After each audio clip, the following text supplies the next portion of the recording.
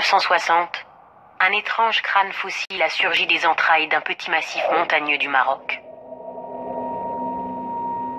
Ce crâne avait beaucoup à nous révéler. Mais ni les techniques ni les connaissances de l'époque n'ont permis de comprendre qui il était ou l'importance que pouvait avoir son histoire.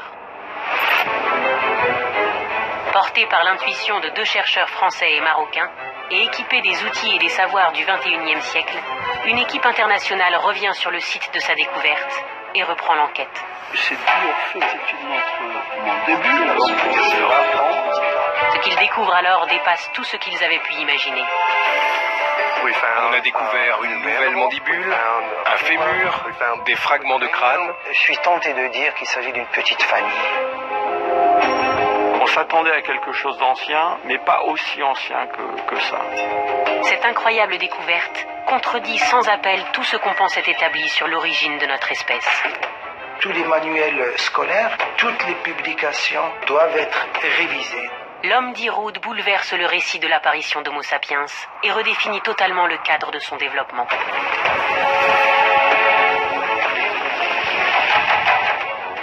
Il nous invite à réécrire les débuts de notre histoire et éclaire d'un jour nouveau la trajectoire évolutive qui a mené jusqu'à nous.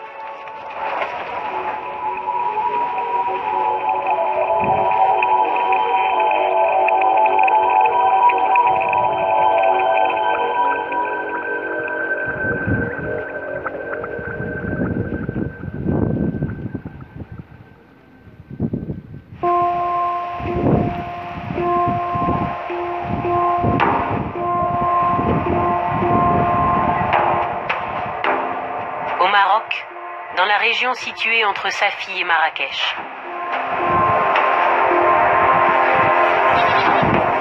Le Djebel Iroud est un petit massif montagneux visible à des kilomètres à la ronde qui surplombe le village de Tlatiroud.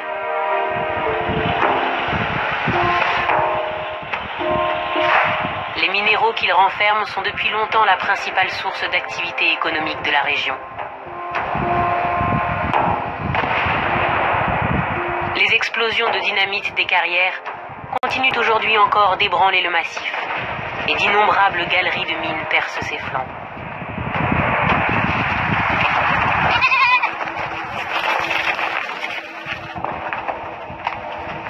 C'est lors d'un accident survenu en creusant l'une d'entre elles que l'homme d'Iroud est apparu pour la première fois en 1960.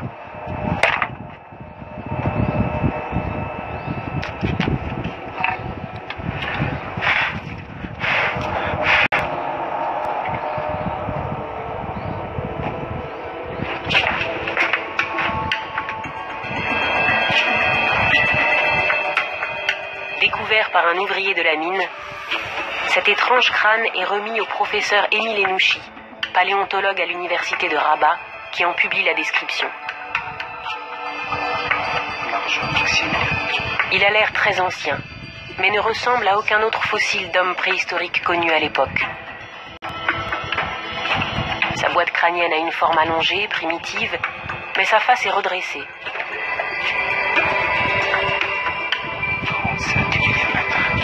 La forme de son visage semble assez proche de la nôtre, mais ses arcades sourcilières énormes évoquent de lointains ancêtres.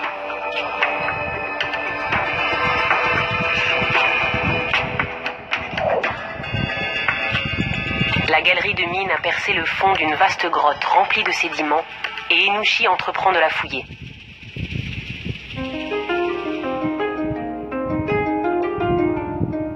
Il y découvre les fragments d'un second crâne, ainsi qu'une quantité d'ossements d'animaux.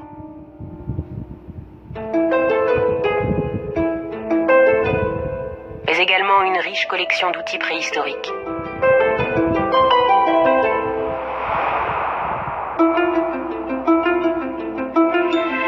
Ces outils ressemblent à ceux que les archéologues connaissaient en Europe, toujours associés à des vestiges d'hommes de Néandertal. En 1960, on pensait que ces néandertaliens aux crânes allongés avaient vécu aux côtés des ancêtres des Homo sapiens modernes, qui, il y a 40 000 ans, commencent à les remplacer partout en Europe.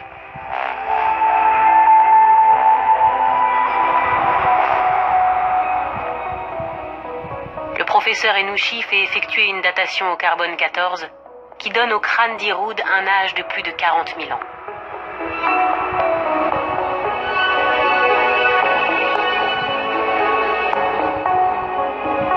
Il attribue donc ces vestiges à un hypothétique homme de Néandertal marocain. Les ossements d'Iroud deviennent une curiosité nord-africaine et ils tombent peu à peu dans l'oubli.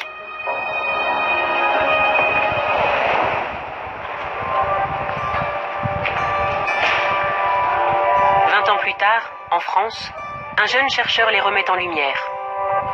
Jean-Jacques Hublin est depuis devenu le directeur du département d'évolution humaine de l'Institut Max Planck de Leipzig. C'est quelque chose qui m'a en fait accompagné tout au long de ma carrière. En 1983, il publie l'étude d'une mandibule d'enfant issue des fouilles des années 60 et conservée depuis à Paris. Et il conteste à la fois l'identité et l'âge attribués aux fossiles d'Iroud. Cette petite mandibule d'enfant rentrait pas du tout dans la case néandertalienne et rentrait plutôt dans la case en fait Homo sapiens, par des tas de caractères. Mais si c'était bien une mandibule d'Homo sapiens, alors il était difficile pour lui d'admettre qu'elle pouvait n'avoir que 40 000 ans. Elle était quand même assez primitive par des tas de caractères. Elle rentrait pas dans la variation des représentants de notre espèce qu'on connaît autour de 40 000, 50 000. Donc il y avait quelque chose qui clochait. Et donc dès cette époque, je m'étais mis en tête que la seule façon de résoudre ces contradictions, c'était de reprendre une étude du site et puis peut-être de trouver un moyen de le dater. Parce que je soupçonnais que l'âge était faux. Un soupçon rendu plausible par le fait que les datations au carbone 14 ne permettent pas de remonter au-delà de 40 000 ans.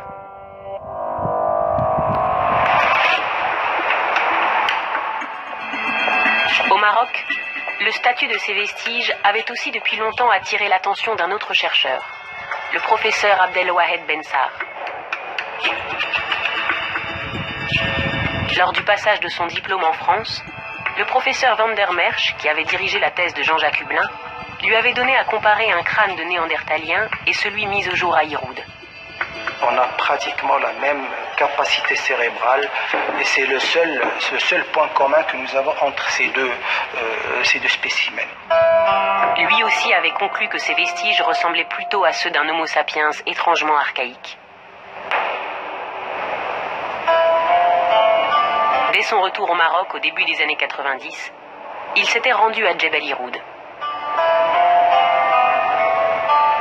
Cette mission, je m'en souviendrai toujours, on était rentré à Rabat avec une volonté de pouvoir développer quelque chose dans ce site. Les conditions n'étaient pas réunies à ce moment-là. Et cette envie, j'ai dû la maintenir en patience jusqu'aux 10 années plus tard.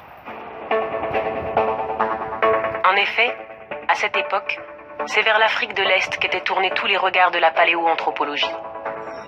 La région du Grand Rift avait livré les fossiles d'Australopithèques vieux de 3 millions d'années comme Lucie et de premiers représentants du genre Homo de plus de 2 millions d'années.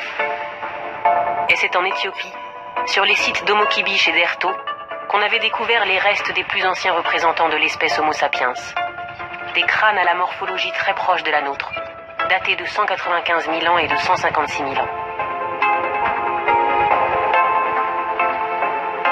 En 2000